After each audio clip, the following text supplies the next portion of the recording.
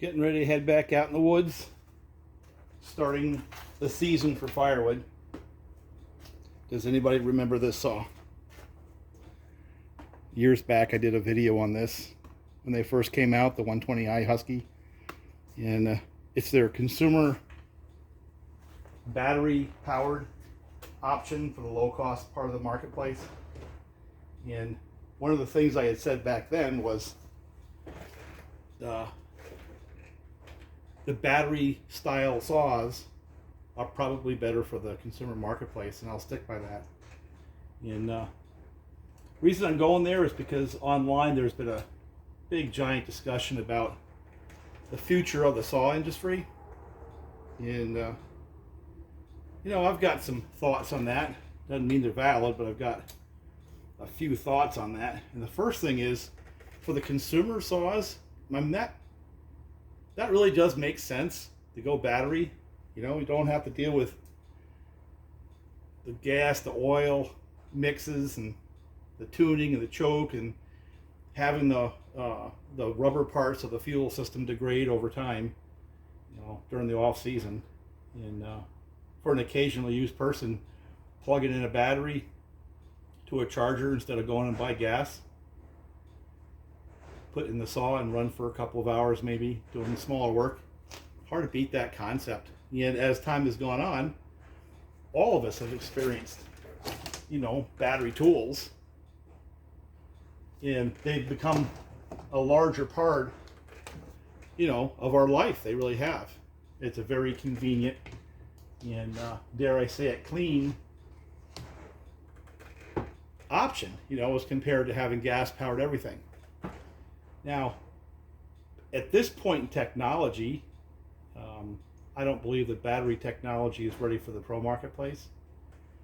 But what you have to consider when you start thinking about this conversation in context with all the hype and stuff you hear online, the reason I'm doing this is response to this is Husky going green thing, where the pro saw is going to go away and Husqvarna is going to stop making chainsaws and all that kind of crap. And that kind of hype. Now, that may be true, I don't know.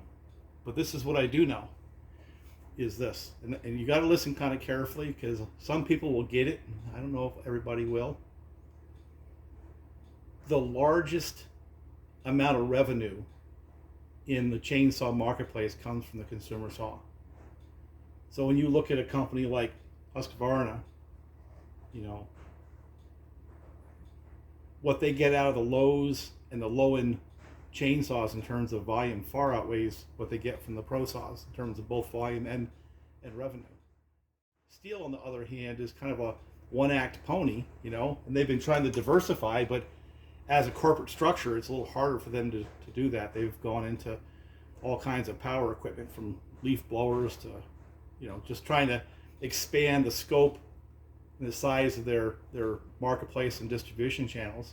Husky's had a head start. They've been selling pull-ins and in the low-end Husqvarna into places like Lowe's and Tractor Supply for a very long time.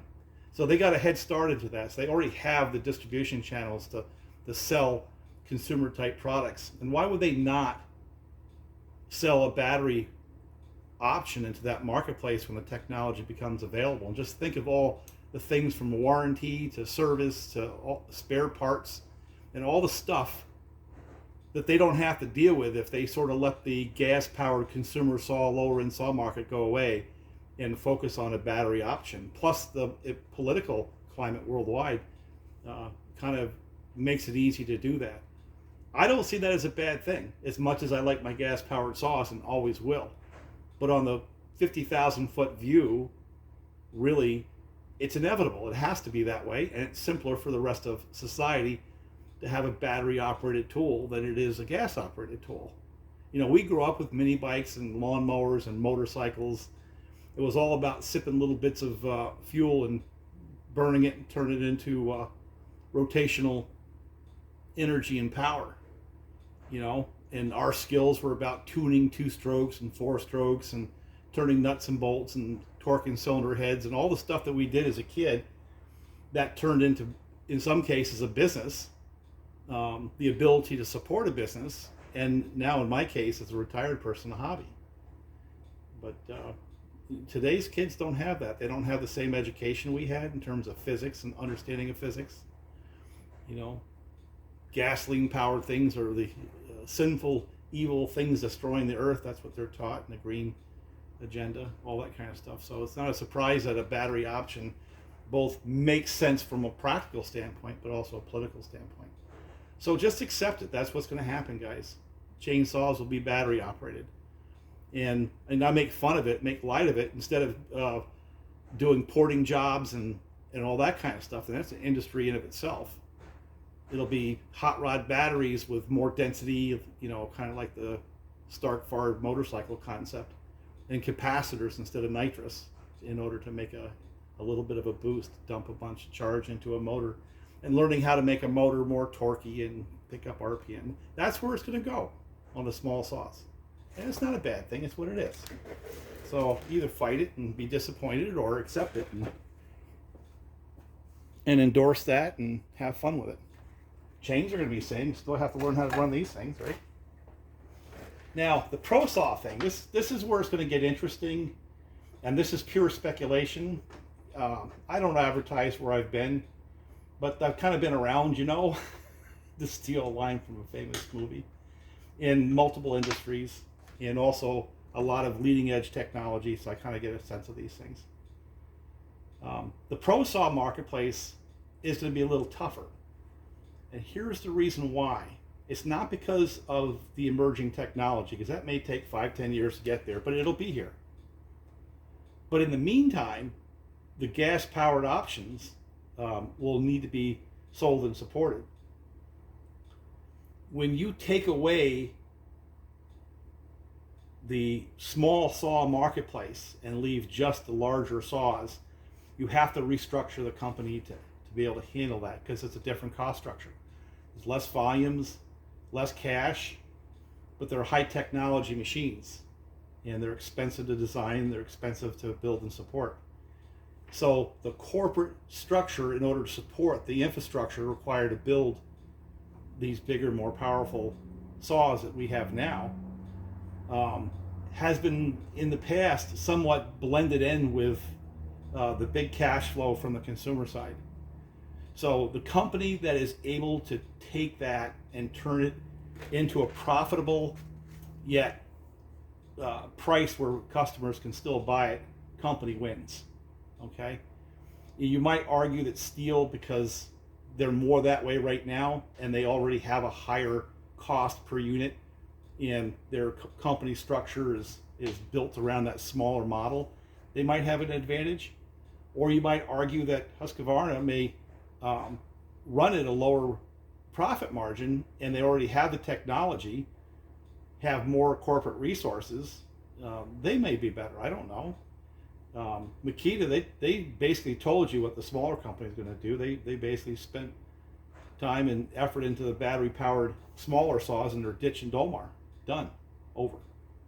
Is Husqvarna going to do the same thing? I don't know. Still, I doubt it. Of course, there's the 800-pound gorilla in the room, and that's the Chinese clone saws, because they already have a cost structure that they can sell power equipment. In the way the politics are now and the way the market is now, it may change with tariffs depending on who you vote for president, stuff like that. I'm not getting into politics, but they have a huge cost advantage, you know, in building that style of pretty much anything mechanical. Maybe this is the opportunity for them to sweep in and do to the chainsaw market what you know, the Asian technology builders did to the semiconductor marketplace. Who knows? I don't know if that's going to be the answer.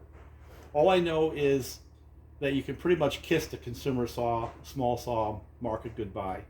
I also think that you can pretty much toss the smaller saws that are used in the arborist community into that mix as well. There'll be professional battery. It's just, you know, there'll be professional battery powered saws for that type of thing, and it's the right thing to do. The technology has got to the point where that's a better option for most, as much as we love our gas powered saws. So what we're talking about, and the real question for me, is that 60cc through 100cc marketplace, the pro level 70cc saw class, you know, the 90cc saw class for the big redwoods and the big hard maples out here. What company is going to be able to survive this, I think, generational shift and still provide a saw for an affordable price that serves that marketplace, which is much, much smaller than the total saw market when you include the consumer saws. So that's where the discussion should be. What corporation is structured in such a way where they have the overhead, the manufacturing, all that, the service pared down to they can survive with a lower unit production sales environment. And I don't know who's going to win that one. I don't know. Don't matter to me. I'm retired. One thing I do know is as that technology goes off into the sunset, little hobby guys like me who do work on the side will have a better and better marketplace to sell our services into if you want to be there. Because the other big shift is the support structure for chainsaws and all power equipment, because once it goes all battery or mostly battery and the gas powered side of that is a smaller piece of the puzzle, why would a big dealership hire a guy who's an expert in, say, gas powered tools, you know, if they're only going to sell a couple? And the skill set required is high. Whereas when it goes battery, you know, like I said, changing motors and batteries and stuff like that, you know, boards, it'll be just plug and play. The level of skill required to service those things is going to go way down. And you know, anyone can do that. You don't have to be trained for it, really. And the shops that actually have a guy who reaches back into history and understands gas-powered stuff is, they're going to be harder to find. I mean, it already is that way. So, anyway, that's my thoughts on battery-powered saws. I got to do a couple of chains. I'm going into the firewoods part of my year. And basically the idea I have is, instead of trying to get crazy and getting a perfect chain with a grinder, is to rough it out if it's been damaged. Like these chains I'm going to do today all have had damage at some level. And then tweak it in the field with a file. And why would I waste my time doing that? Because I'll save 15-20 minutes of file time, which is hard on my hands, if I rough it out with the grinder and then have to do just a couple of strokes with the file to get it to where I want it. And I've watched some guy to struggle with the grinder. And you know, the top plate and the top plate angle underneath the top plate, really the cutting edge angle, that's where you're going to struggle with the grinder, because you only have so much room to get that disc into the tooth to make a cut. So one of the things I do is I'll rough it out with the wheel, but then I'll use a smaller file to get that angle the way I want it, and to make it cut better. I think you're going to see that. So what I'm going to do today is, we've been doing those cookie cut races, and I mean, there's something to be gained, something to be learned. But I'm going to use these for firewood, and a tenth of a second or 10% in a cut speed isn't as important as, does it get the firewood done fast enough, and how much money do I have to spend in order to get my firewood done. So with that spirit, I got a chain right here. I got two I'm going to just tweak, so I'll leave the camera on for just a minute and then I'm going to take it off.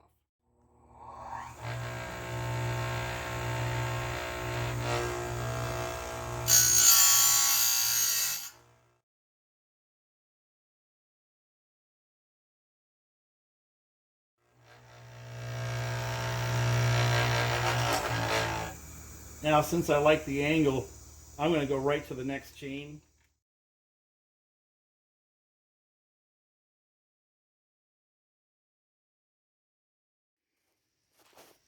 Another just gorgeous day out here, you know, out in the woods.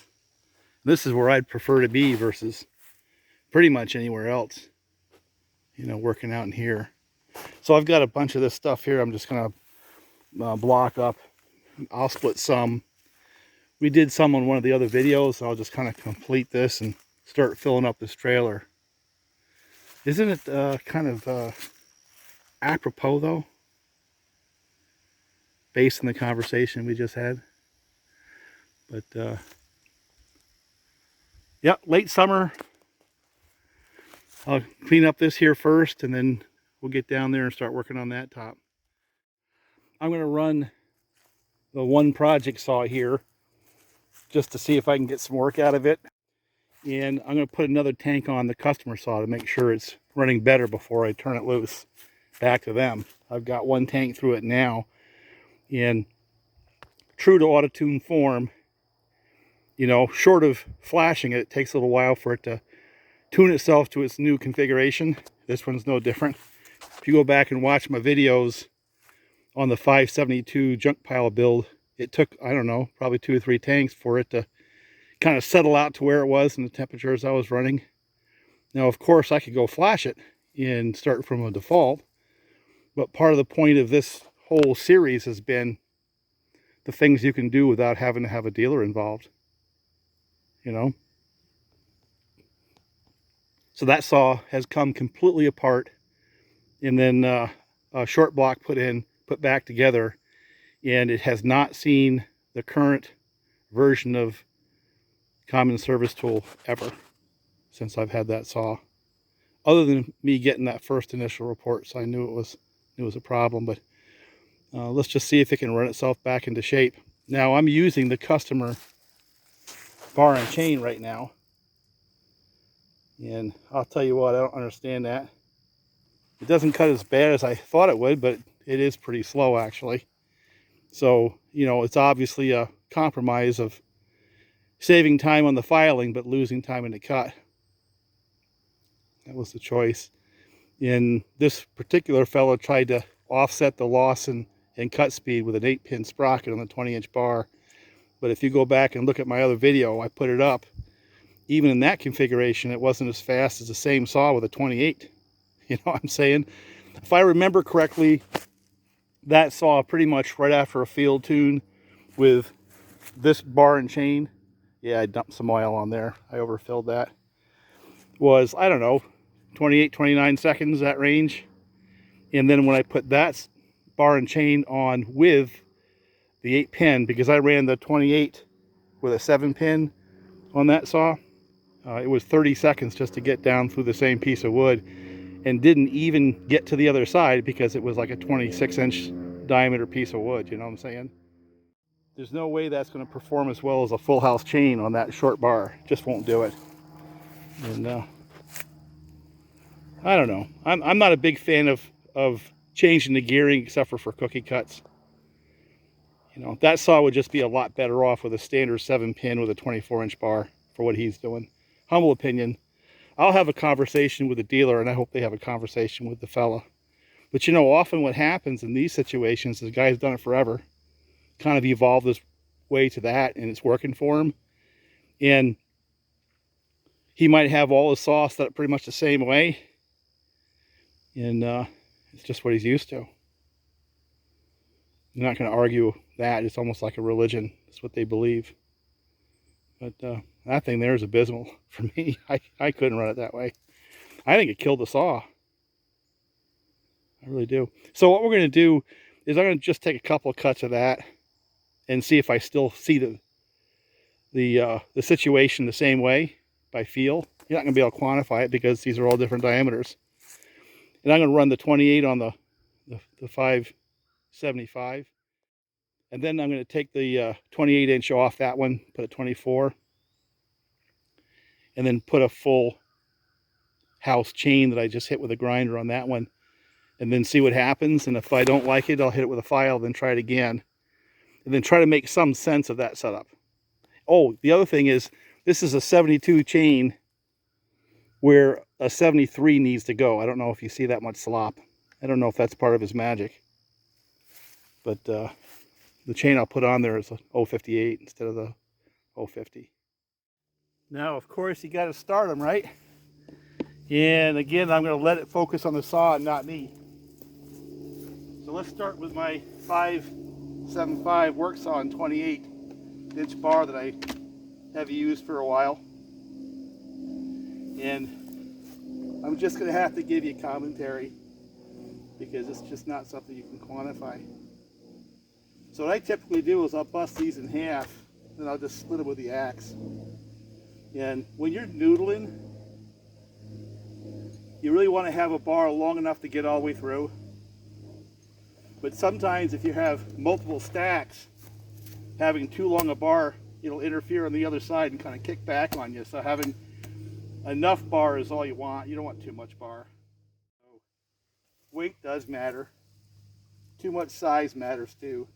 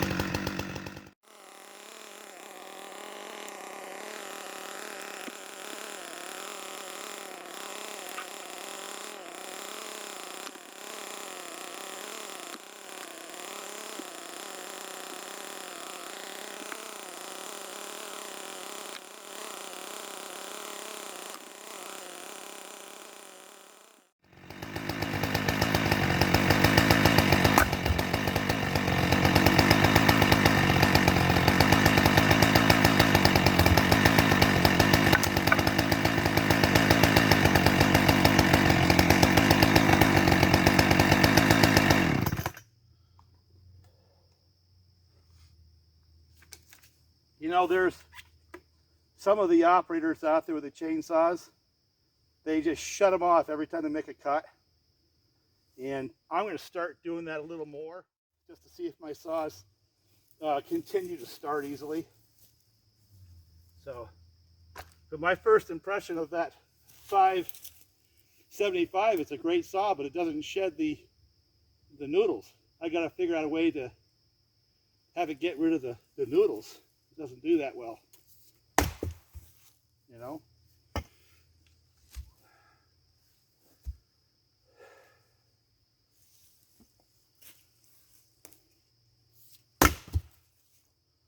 I like this thing.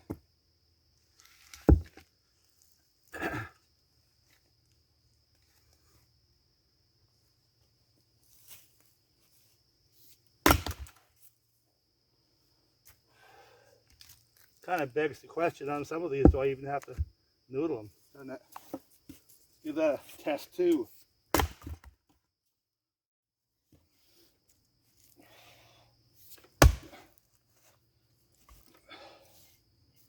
Yeah, that one too. So let's continue, see if it restarts, and lets me finish my operation on this stuff here.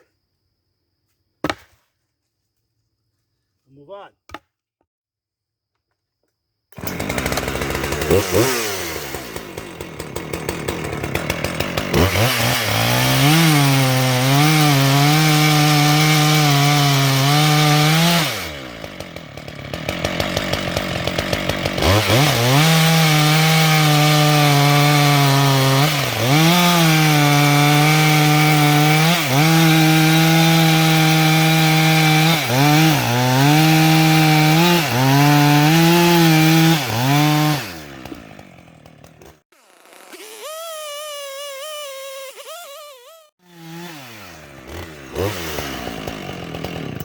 Let's continue on that theme.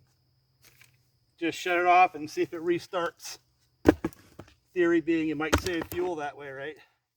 This saw right here, other than its ability to shed noodles, has been really, really, really nice to me. Good saw.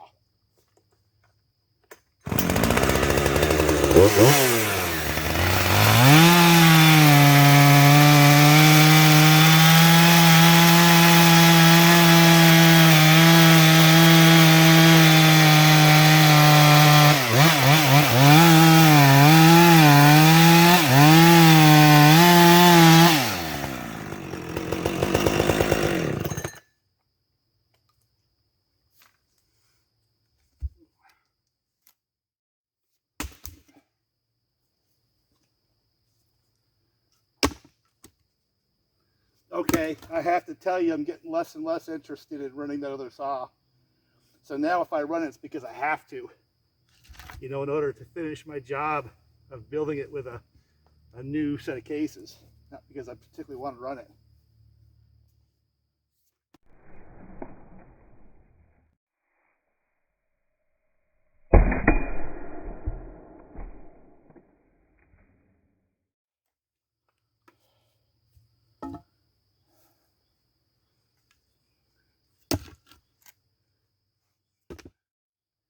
And start with the other saw, just to get some time on it.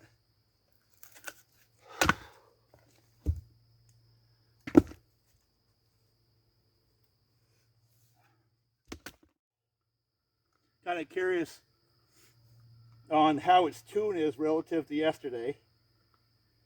And this is a 50 on a 58 bar semi-skip chain with an 8-tooth sprocket, and I have no idea why that's supposed to be a good idea.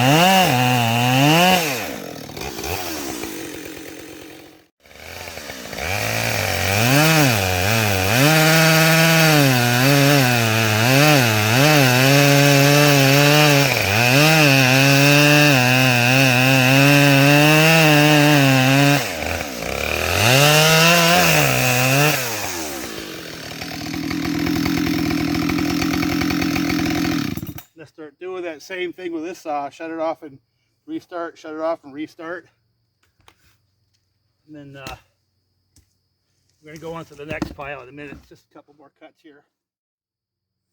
This saw is running a lot better. And if you remember with my junk pile, it sounded the same way, a little clattery. And after a while, it began to settle out. I suspect this is going to do the same. There's a part of me that wishes they put a new piston in it. But fact is, it's going to run like that for a long time. but still get a lot of use out of those parts. All right, let's see if it restarts.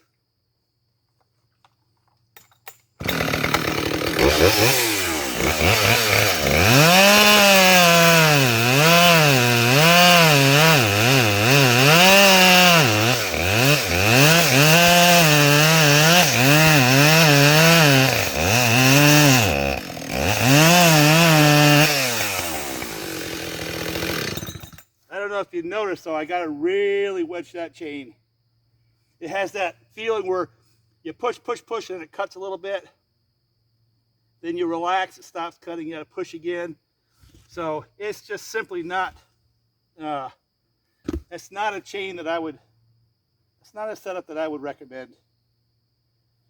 And for a whole lot of reasons, starting with the fact it's the wrong size chain on that bar. But also, I've never been a fan, and admittedly, I've never been a fan of skip chain except for when I was milling. And then it was because I had, you know, some horsepower and a very long bar. So having a skip chain reduced the need for bigger horsepower than what I had. That's what it's for. You know, so you could run a 90cc saw with a 42-inch bar. At the time, I was running a 797 Mecolic. You know, it worked good. Let's see if it starts.